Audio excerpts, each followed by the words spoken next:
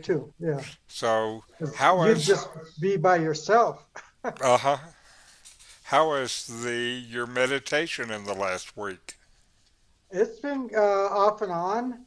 Uh, on the most part, good. Well, a couple of days I just couldn't get into it. And I was thinking of what Krishnamurti used to say about meditation. For him, meditation was a lifestyle. You meditate all the time. Yes. Yeah. And so I was thinking, wow, at the time I thought, wow, that must be really difficult. And all these years later, I still think, wow, that must be really difficult. Now what I have to say is without I've had the idea of this meditating all the time since I was in my 20s. Okay. And the somehow over the last 20 or 30 years, uh, I think that is just kind of happened. And particularly with the mindfulness, that what I have learned to do Uh-huh. is just kind of routinely all the time feel my body, be aware of my body and my breath and stuff like that. Uh-huh. And this puts you in the present moment, Right. and it uh, kind of frees you from most of the thoughts that nag at us, Mm-hmm. which are things from this default mental network that has all these thoughts all the time about me and my and all this stuff. If you watch all those thoughts that come and really look at them closely, you'll find all of them are about you. Because And they're that's, all useless also. of course, of course, I would say kind of less than useless because they can lead us the wrong way. And anyway, somehow that is something I have noticed that just routinely I do. And so when I'm washing the dishes, for Mm-hmm. example, then it's exercise in mindfulness and paying attention to the moment, and each time it's a little different. And uh, so I extend it in a lot of areas. I still find there are some things that are habitual behavior that I kind of lose the other every moment mindfulness. As one example, brushing my teeth. Mm. You know, but anyway, so it's a kind of thing that for me just ended up happening kind of naturally, uh, as I continued to practice. And Okay. though I knew about it for a long time, it wasn't something that I was working on like the way you work on something. It just happened. Uh-huh.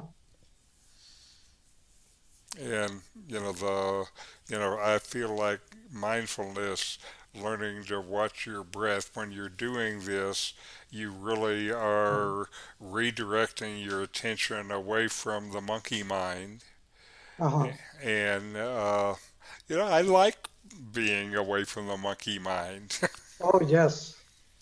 And Yes. the other thing I like about it is that being in the present moment also, kind of opens the door to creativity because that's when you get ideas.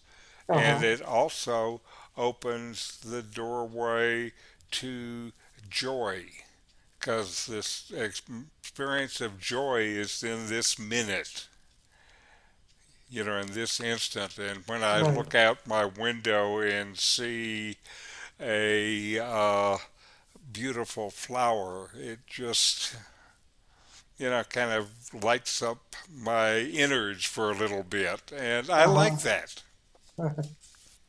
So anyway, so that's my commercial for the present moment. Okay. Well, Okay. actually, I'm glad to hear that. Um, and so that's something that I'm going to continue, to work toward. Okay. And again, I think for me, it's a real worthwhile goal. Uh-huh. And, I feel like whatever has happened in me, it's a permanent change. Uh-huh. That it's not something that I have to work on or make any effort about. It's just the way that I've learned to be. And I like it well enough that it's just, you just do it. Yeah, right. Okay. So today, uh, we're going to go a little bit into the classics of all of this stuff, and I'm going to Okay. talk about the Yoga Sutras. And I will explain why a little later. We have a short video of some yoga teacher saying basically, it's too bad yoga teachers don't read the Yoga Sutras. It might be good for them. So let's start with that. Okay.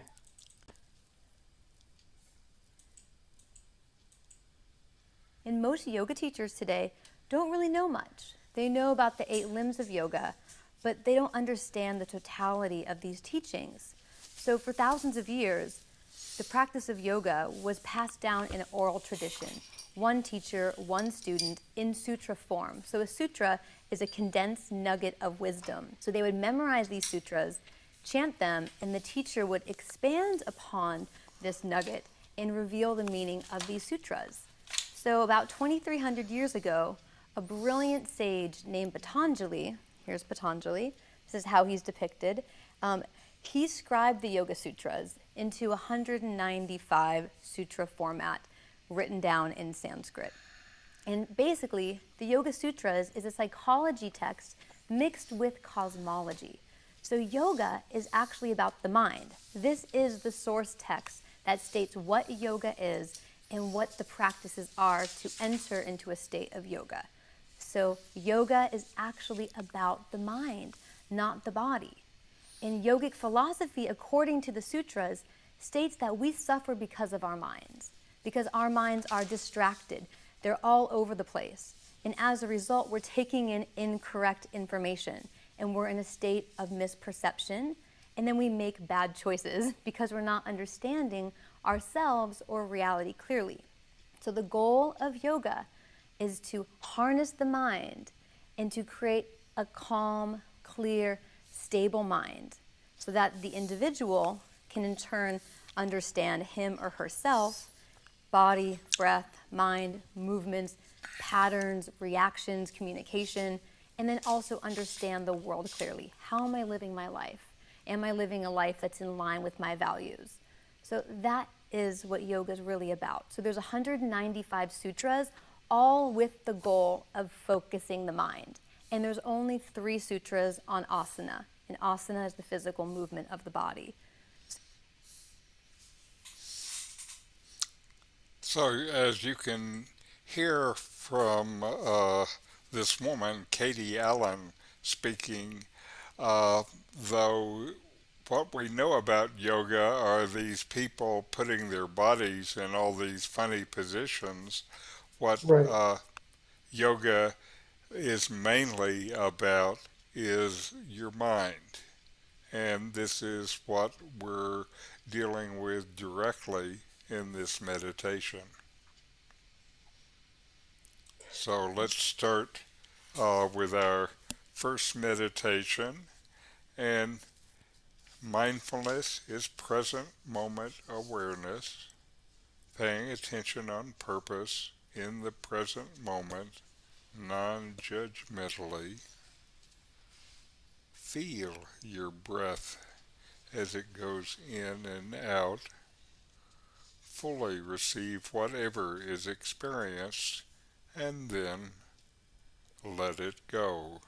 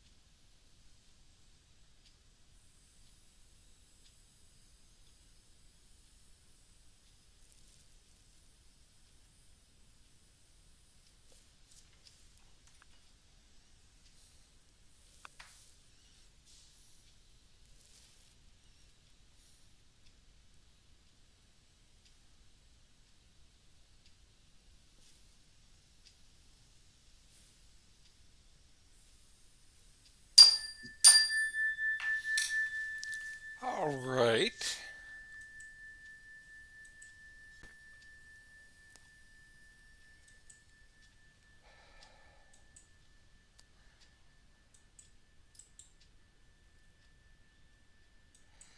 Now,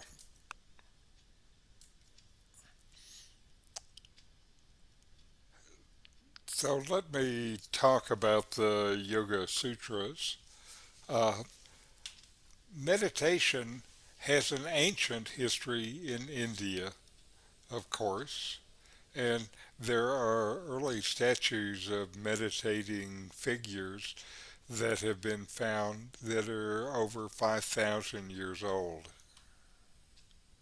Yoga is one of the ancient systems in India, and it dates into the ancient past. I'm not sure how long really, because for a long time it was passed down from teacher to student in oral tradition.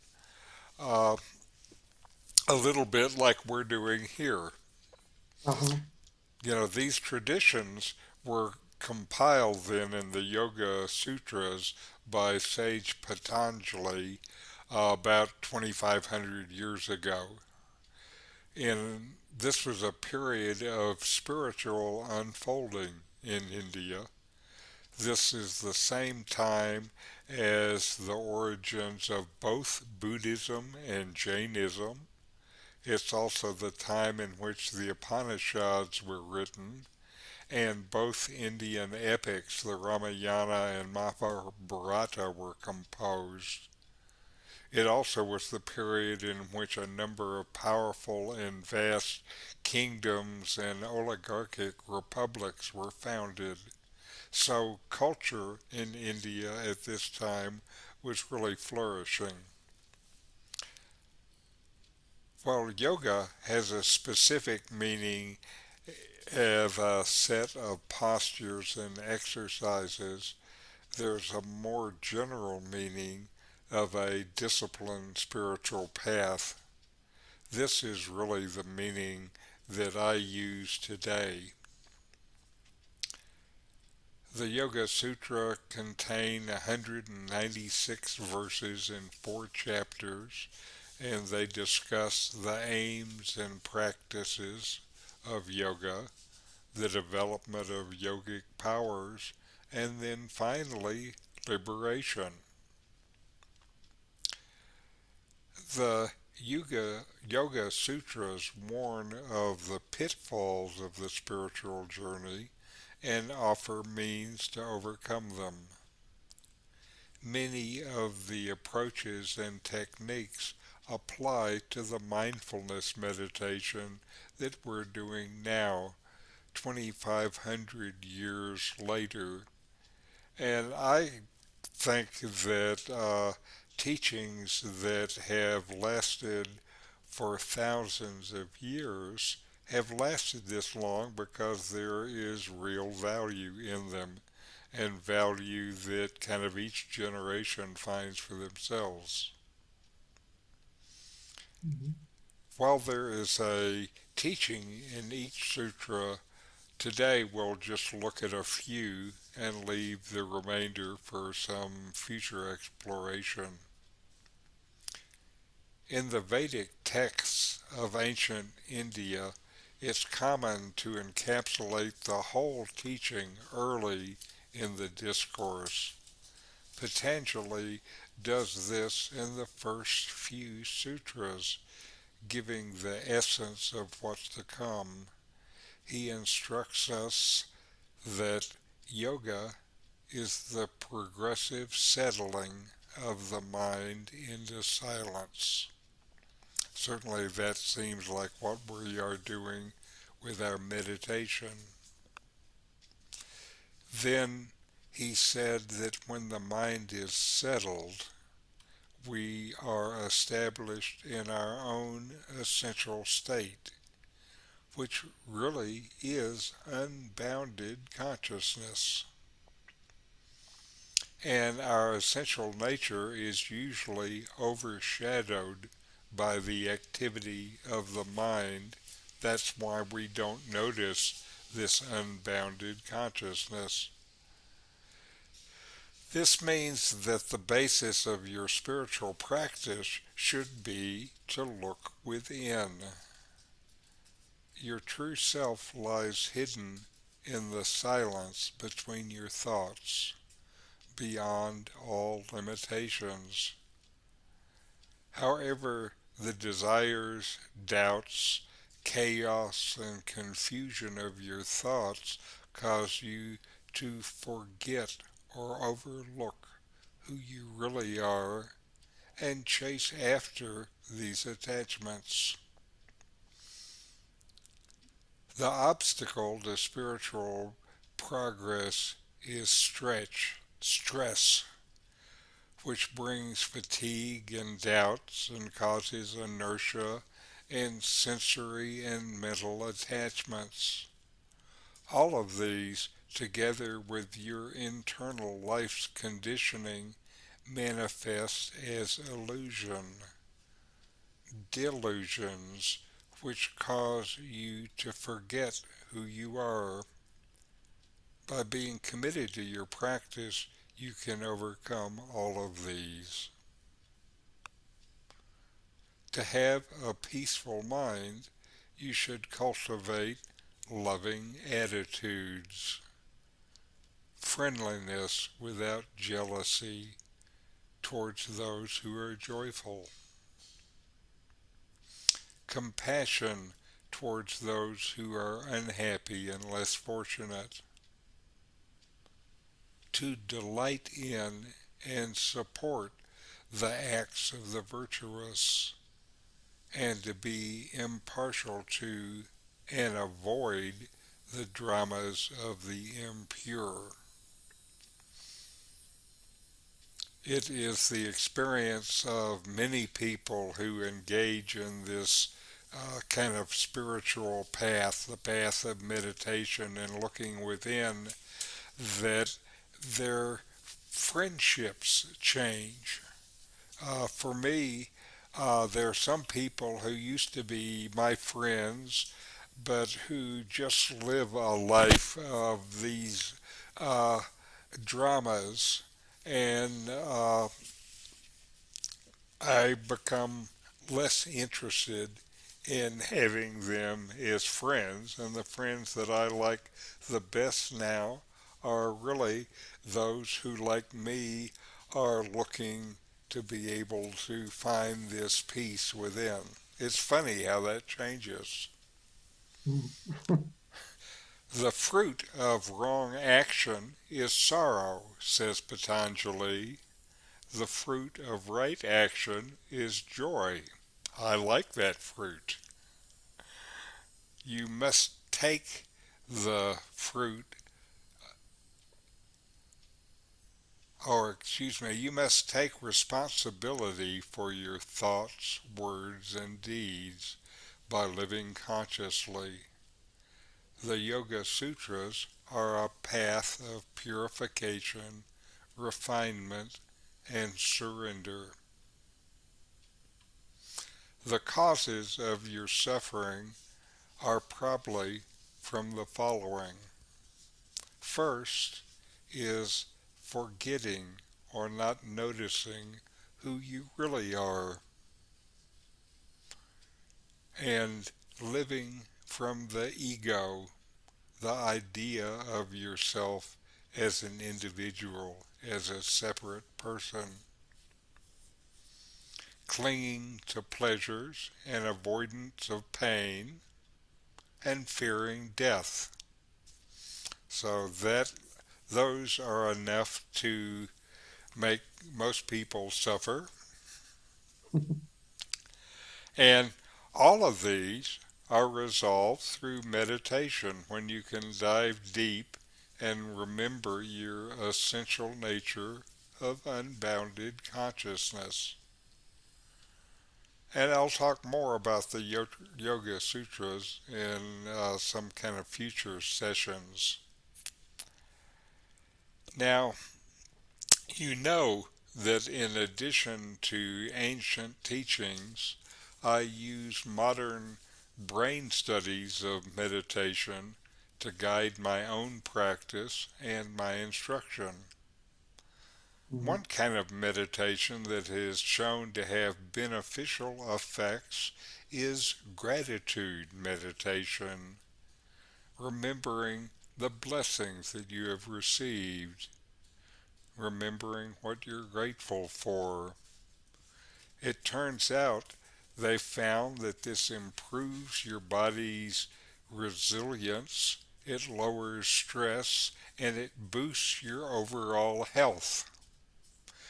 And the effects of this gratitude meditation are lasting on the brain. And so next we will watch an introduction to gratitude meditation from Deepak Chopra. Okay. So let's hear, let me get in the right place.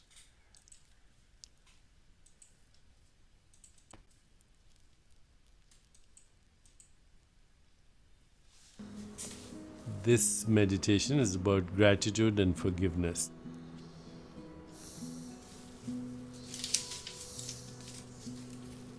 Gratitude opens the door to abundance consciousness, and forgiveness allows you to get in touch with your soul.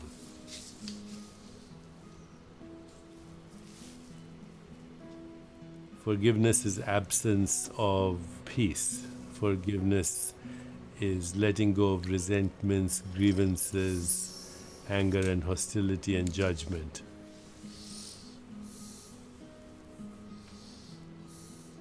Nelson Mandela once said, holding on to a resentment is like holding on to poison or drinking poison and hoping it'll kill your enemy. It doesn't work. If you embrace gratitude and forgiveness, you will find that you open the door not only to abundance, but infinite creativity, which is an expression of your soul.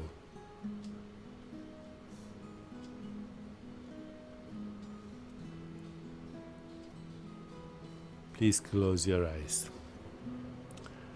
and observe your breathing.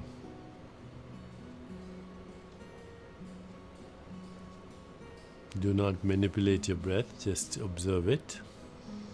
If you're distracted by thoughts, noises, or sensations, just gently come back to your breathing.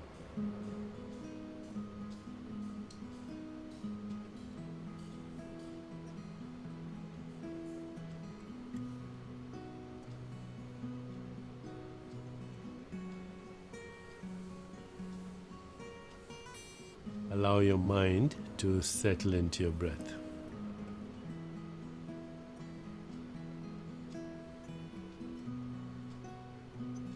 Now, with your eyes closed, put your awareness into the area of your heart. Just mentally ask the question, what am I grateful for?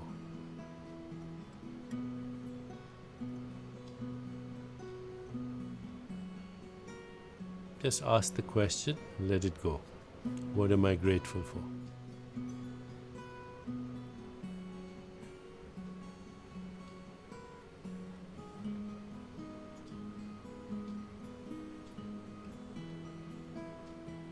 Allow any sensations, images, feelings, and thoughts to come to you.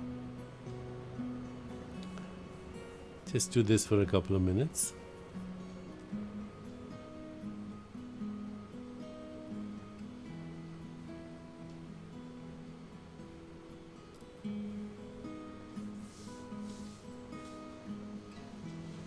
What am I grateful for?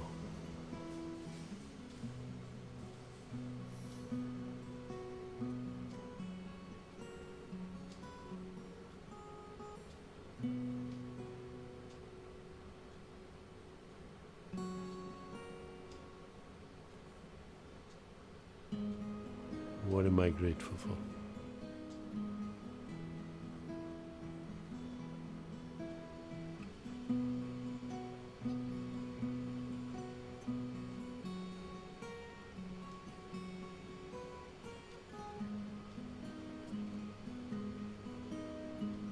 Ask the question, let it go. What am I grateful for?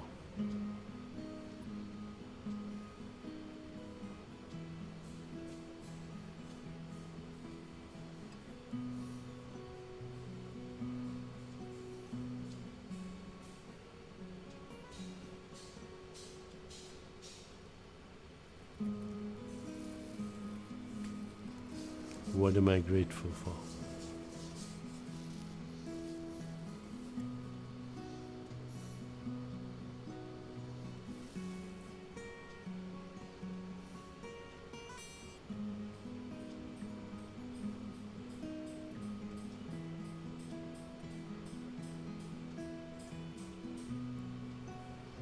Allow any sensations, images, feelings, and thoughts to come to you.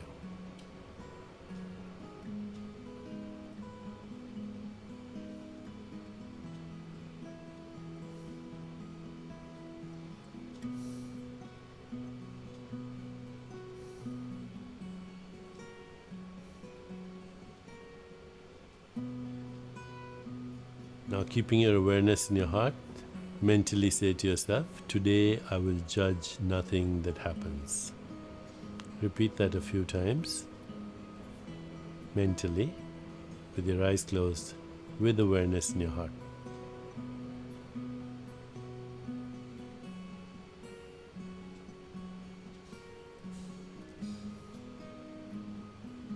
Today I will judge nothing that happens.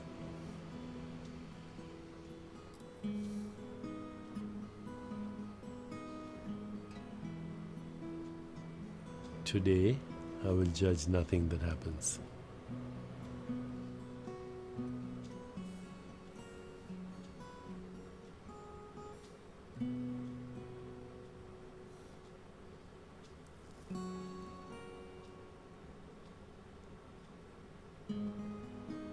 Let go, relax into your body, and slowly open your eyes.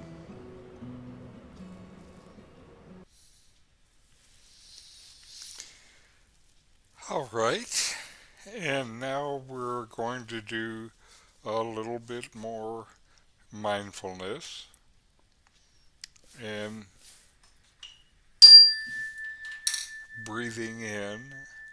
I feel energy filling my body.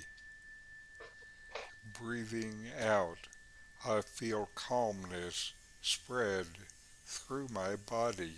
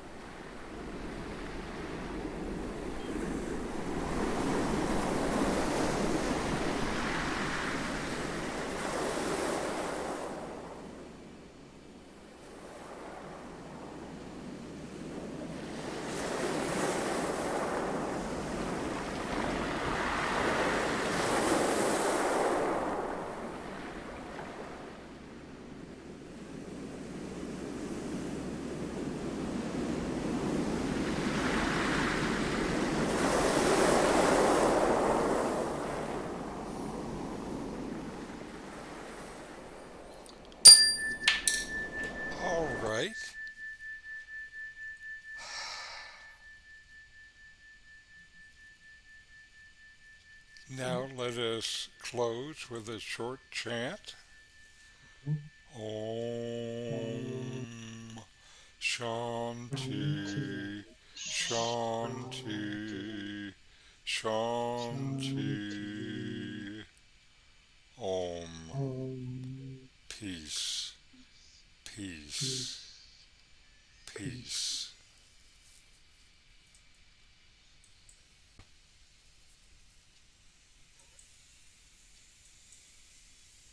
All right. Any questions, comments, discussion today? Um, I enjoyed that video about the uh, gratitude meditation. Um, I always believe that gratitude is one of the more positive um, things in life to have gratitude. Um, and so combining that with the meditation, that was really powerful. Yes, yes, I agree too. That's why I wanted to uh, have that today because I think it's Uh-huh. very powerful stuff. Yeah. And one of the things, even without that kind of meditation, that I try to remember every day is to be grateful for the blessings that I've received. Oh, yes, definitely. And it seems when I do too. and it, besides whatever internal good that it may do you, uh, it just makes me happier and it's kind of easier to overlook the bumps in the road. Uh-huh.